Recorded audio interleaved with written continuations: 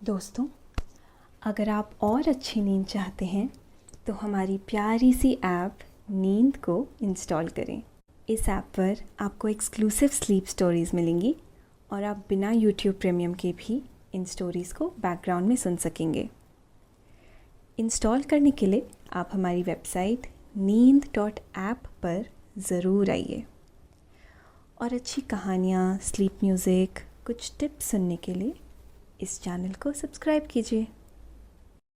अगर आपको शांभवी यानी मेरे द्वारा कही गई और भी कहानी सुननी है तो कमेंट करके मुझे जरूर बताइए। लाइक, शेयर एंड सब्सक्राइब करके हमें सपोर्ट करें।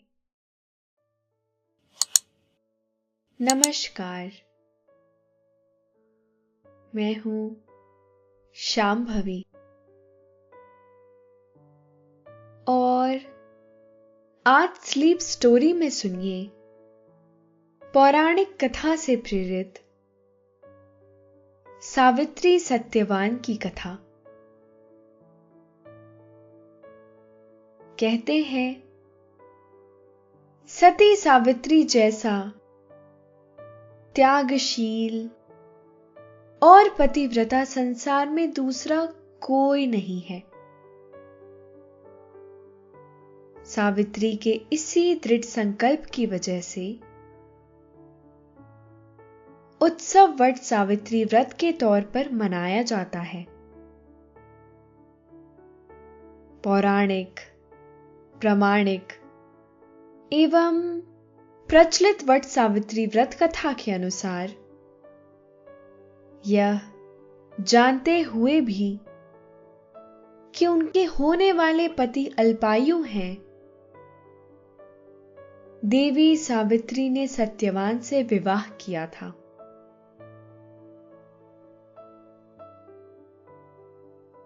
कुछ समय बाद उसका और सत्यवान का साथ छूट जाता है।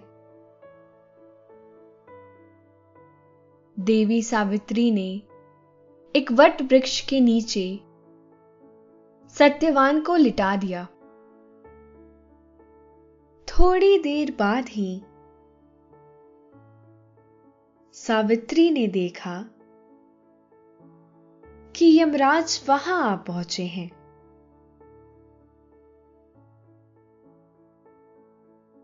सत्यवान की आत्मा को लेकर यमराज अपने साथ दक्षिण दिशा की ओर लेकर जाने लगे। यह देख सावित्री भी यमराज के पीछे पीछे चल पड़ी। इसके बाद क्या होता है, इस पौराणिक कथा से प्रेरित इस कहानी में यह मैं आज आप सबको सुनाऊंगी। लेकिन पहले आप अपने आसपास की सारी लाइट्स ऑफ कर लीजिए। आराम से लेट जाइए। अपनी आंखें धीरे धीरे बंद कर लीजिए।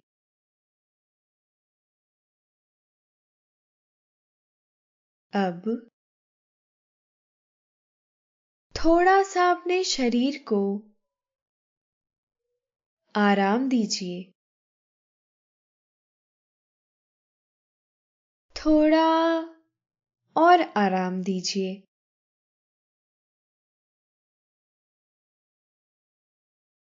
अपने शरीर को बिल्कुल ढीला छोड़ दीजिए। कोई टेंशन नहीं, कोई तनाव नहीं। अपने दिमाग में चल रहे सभी विचारों को, चिंताओं को त्याग दीजिए। एक शांति सी महसूस करिए।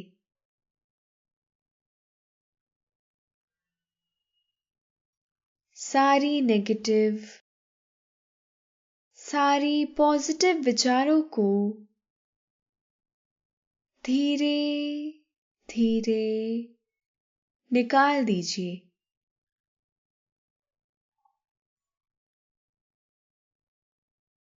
हाथों को सीधा करिए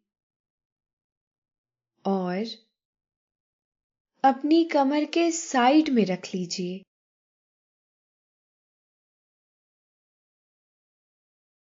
अब अपनी सांस पर ध्यान लगाइए। इसको धीमे या तेज नहीं करना है। मन शांत, एकदम शांत होता जा रहा है।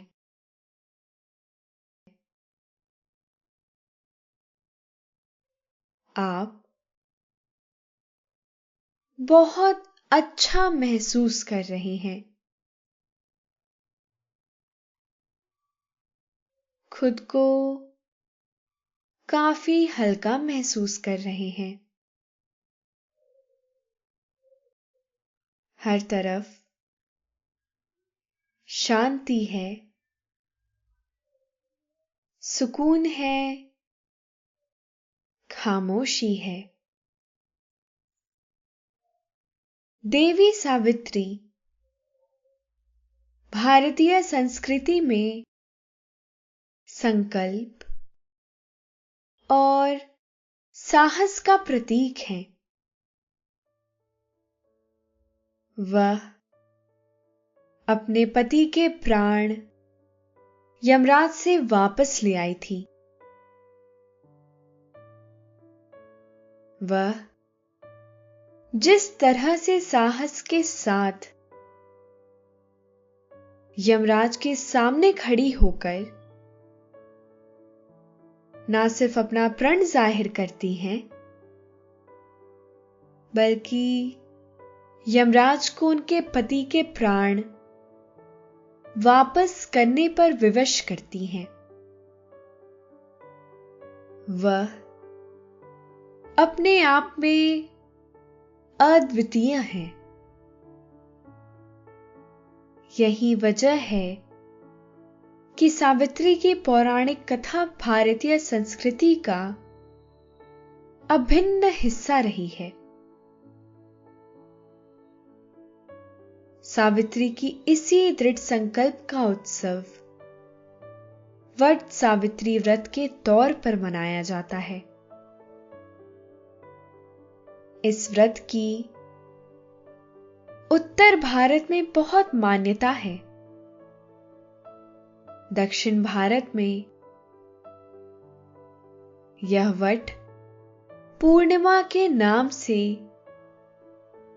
ज्येष्ठ पूर्णिमा को मनाया जाता है। इस व्रत में वट वृक्ष यानी बरगद के पेड़ की पूजा की जाती है। वट वृक्ष को आयुर्वेद के मुताबिक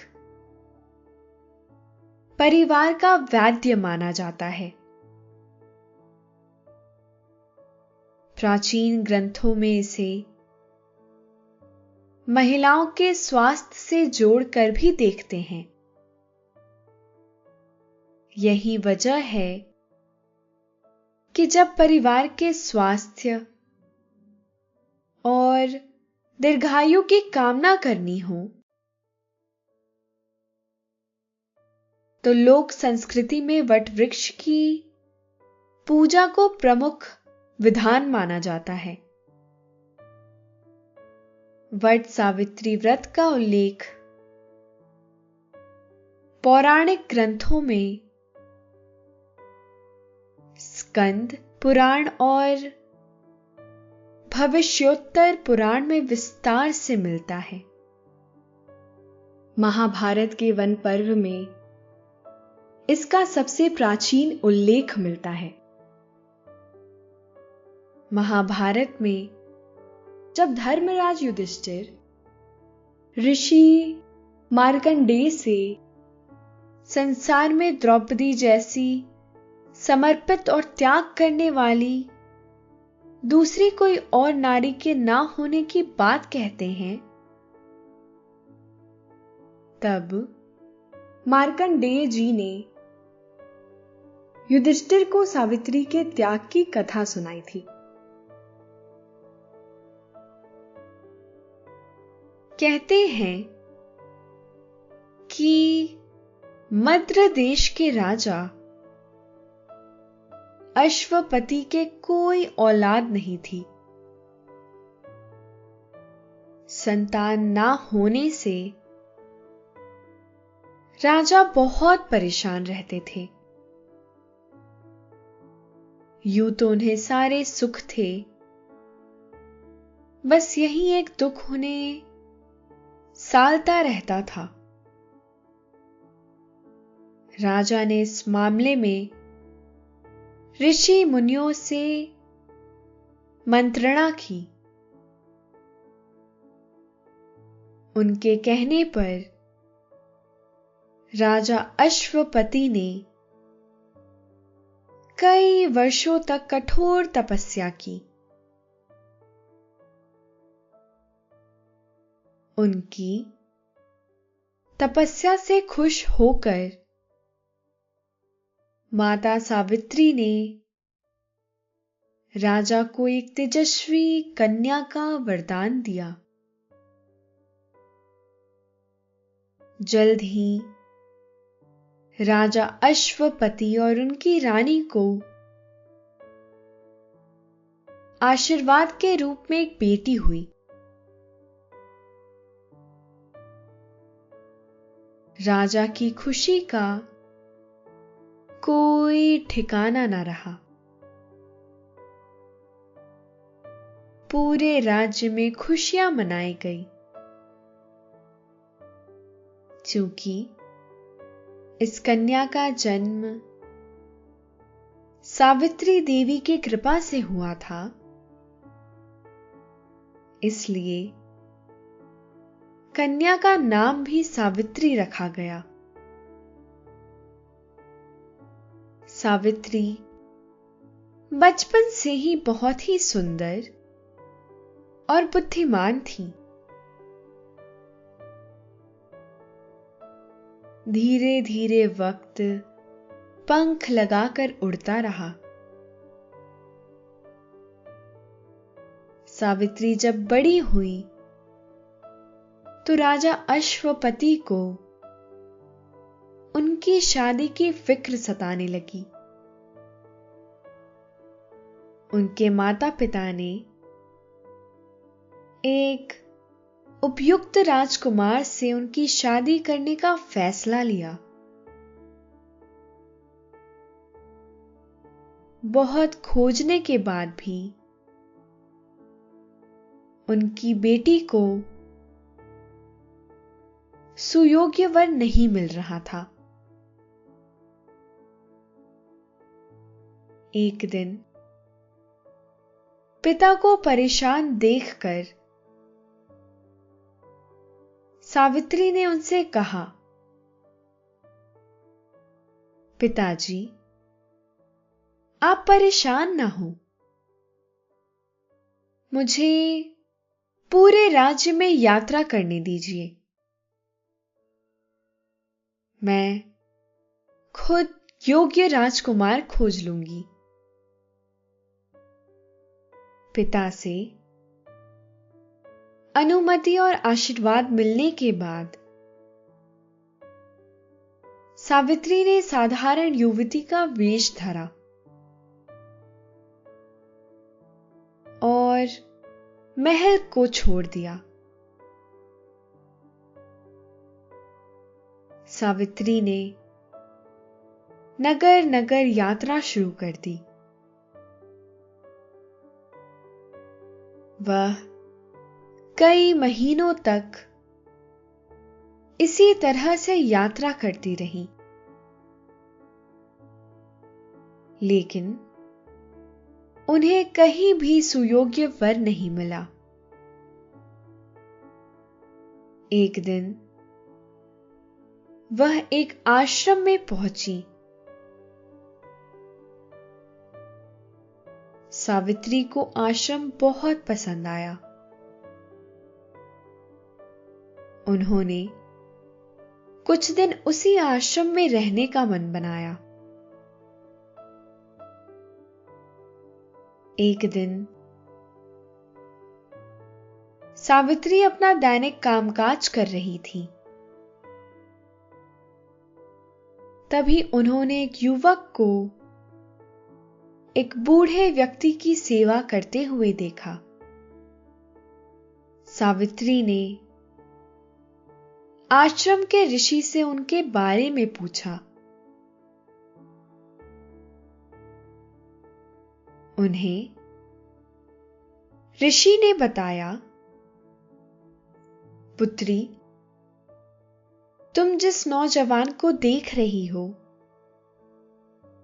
वह एक राजकुमार है। उसका नाम सत्यवान है। वह बूढ़े व्यक्ति उसके पिता हैं। वह अपना राज्य एक दूसरे राजा से हार गए हैं और अब इस आश्रम में रहने को मजबूर हैं। राजा ने उम्र के साथ अपनी दृष्टि भी खो दी है। अब राजकुमार ही अपने पिता का सहारा है। इसलिए वही पिता की देखभाल करते हैं।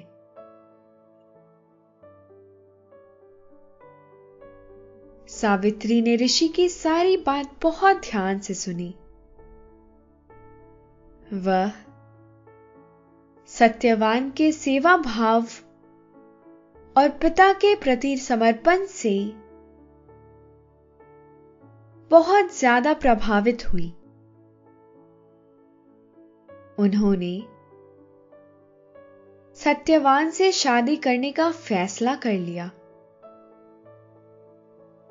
वह अपने महल वापस आ गई और उसके बारे में अपने माता पिता को बताया। बेटी के निर्णय से राजा अश्वपति और रानी दोनों ही बहुत ज्यादा खुश हुए। उन्होंने बेटी के प्रस्ताव को स्वीकार कर लिया। अगले ही दिन वह दोनों नियम के मुताबिक विवाह का प्रस्ताव लेकर आश्रम में गए। सत्यवान के पिता सावित्री के पिता से मिलकर बहुत खुश हुए। पिता के आशीर्वाद से सत्यवान ने भी बहुत खुशी से प्रस्ताव स्वीकार कर लिया। ऋषियों ने जब उनकी कुंडली का मिलान किया तो वह चौंक पड़े। ऋषियों ने चेतावनी दी कि सत्यवान और सावित्री का साथ बस 1 साल का ही है। दोस्तों, अब से आप bed time stories, guided meditations, relaxing music, इन सब का आनंद नींद ऐप पर ही उठा सकते हैं। यह सुनकर सभी अवाक रह गए। जब यह बात सावित्री के कानों तक पहुंची तो उन्होंने इसके बावजूद अपना फैसला बदलने से इनकार कर दिया। उन्होंने कहा कि वह सत्यवान को मन से पति मान चुकी हैं। वह विवाह करेंगी तो सत्यवान से ही करेंगी। सावित्री के फैसले के आगे राजा अश्वपति और रानी ने भी सहमति दे दी। कुछ महीनों बाद सत्यवान और सावित्री की शादी हो गई।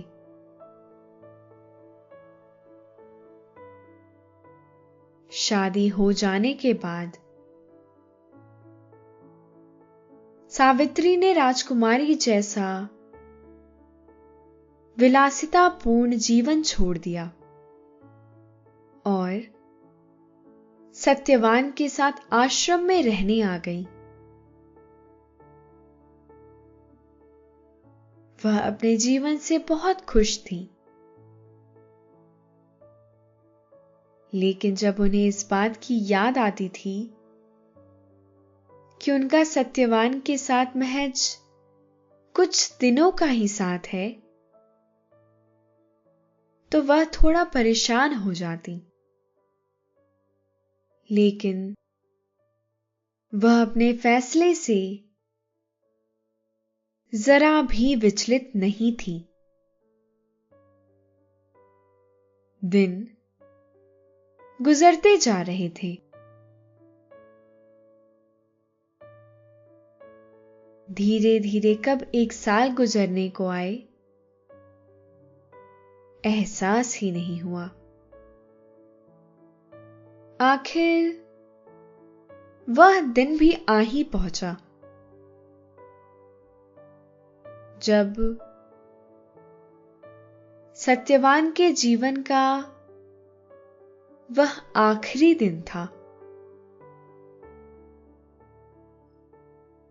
अपनी उम्र के आखिरी दिन सत्यवान जंगल से लकड़ी काटने के लिए गए हुए थे।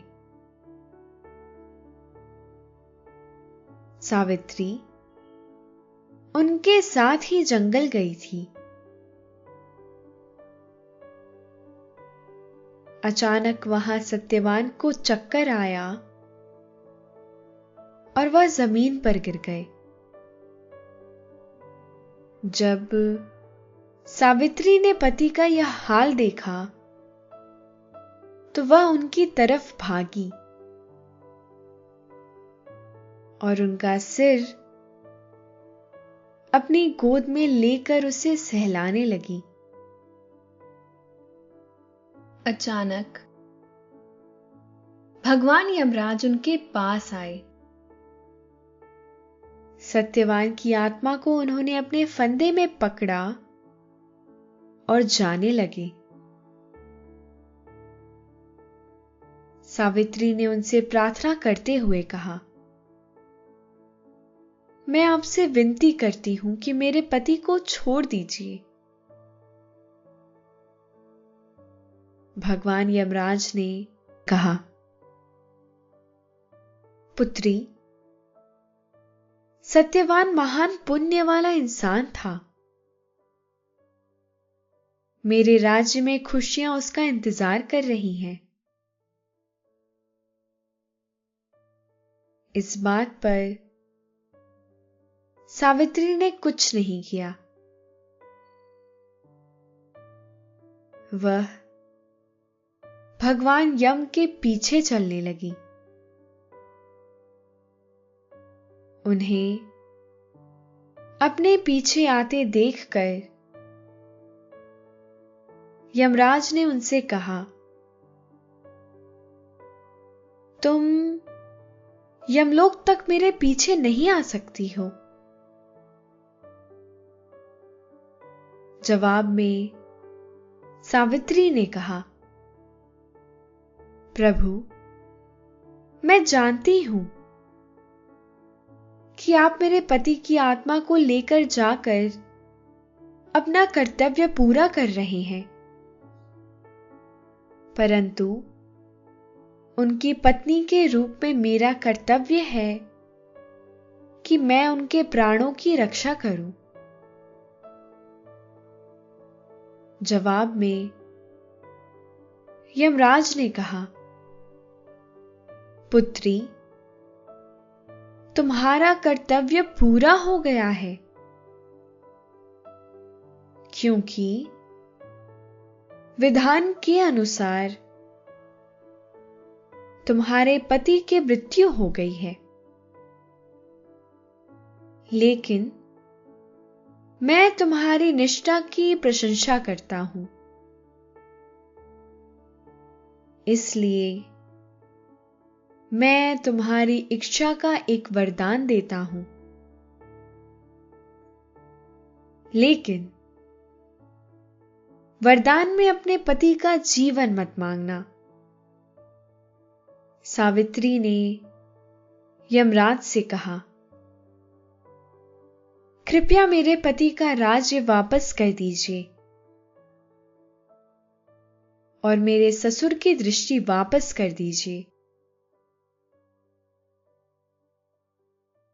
भगवान यम ने सावित्री की इच्छा पूरी कर दी और सत्यवान की आत्मा लेकर चल पड़े।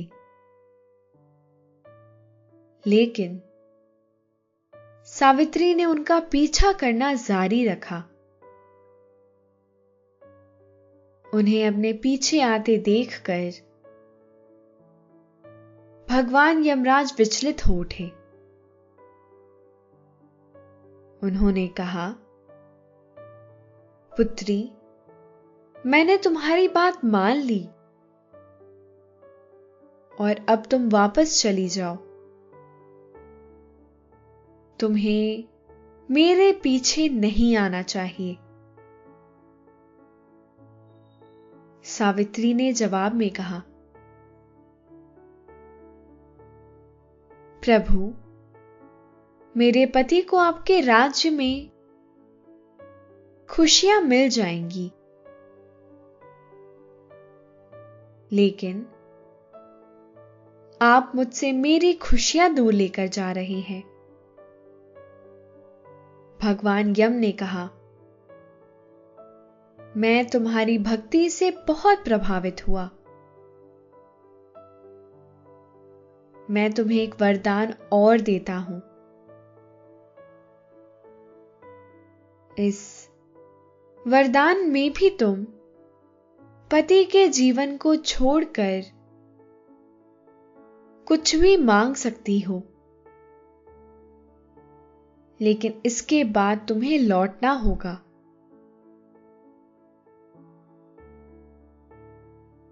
सावित्री ने कहा,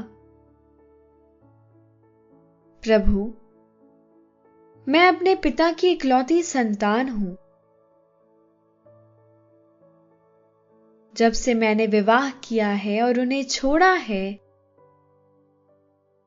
वह बहुत दुखी रहने लगे हैं। मैं आपसे प्रार्थना करती हूं कि आप उन्हें कोई पुत्र दे दे। भगवान यम ने सावित्री की यह इच्छा भी पूरी कर दी। इसके बाद भगवान यमराज पहाड़ी पर चढ़ने लगे। सावित्री अब भी उनके पीछे चल रही थी। वह चढ़ाई चढ़ते हुए काफी थक गई थी। इसके बावजूद उन्होंने यमराज का पीछा नहीं छोड़ा। यमराज ने सावित्री से कहा, पुत्री, मैंने तुम्हारे दोनों वरदान स्वीकार कर लिए।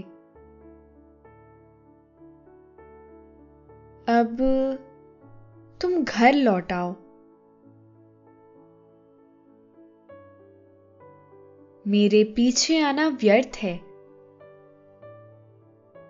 तुम बहुत दूर तक मेरे पीछे आ गई हो। मैं तुम्हारे साहस और दृढ़ता की प्रशंसा करता हूं, मैं तुम्हें अंतिम वरदान देता हूं। अपने पति के जीवन के अलावा कुछ भी मांग लो। सावित्री ने कहा, प्रभु, मुझे वरदान दीजिए कि मैं अपने पति के 100 पुत्रों की मां बनूं। सावित्री की यह बात सुनकर यमराज ने कहा, तथास्तु, और आगे बढ़ गए। यमराज फिर सत्यवान के प्राण ले जाने लगे। सावित्री अब भी उनके पीछे पीछे चल रही थी। उनके इस कृत्य से यम नाराज हो गए। यम को नाराज देखकर सावित्री ने कहा, हे यमराज, आपने मुझे 100 पुत्रों का वरदान दिया है और आप मेरे पति को ले जा रहे हैं।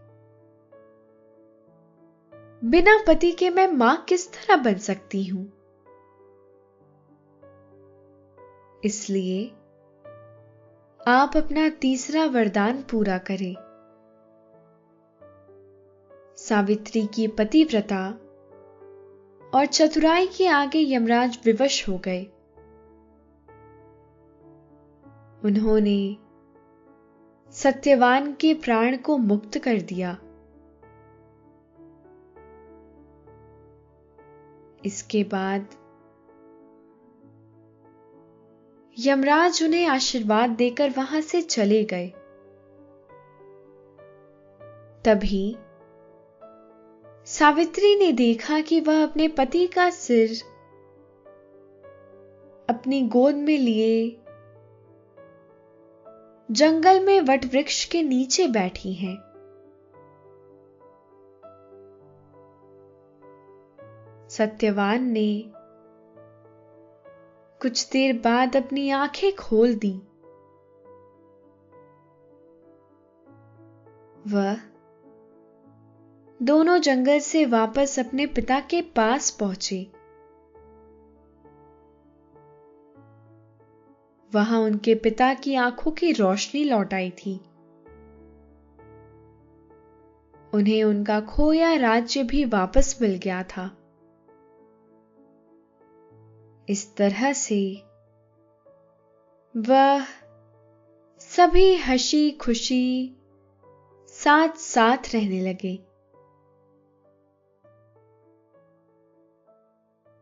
अभी आपने सावित्री और सत्यवान की यह कथा सुनी। अब आपके सोने का समय हो गया है। निद्रा देवी आपके सिरहाने बैठी आपकी पलकों को हल्के हल्के सहला रही हैं।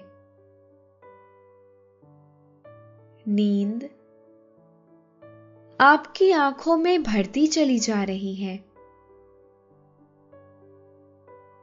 आप धीरे धीरे नींद की आगोश में समाते चले जा रहे हैं। समाते चले जा रहे हैं। शुभ रात्रि।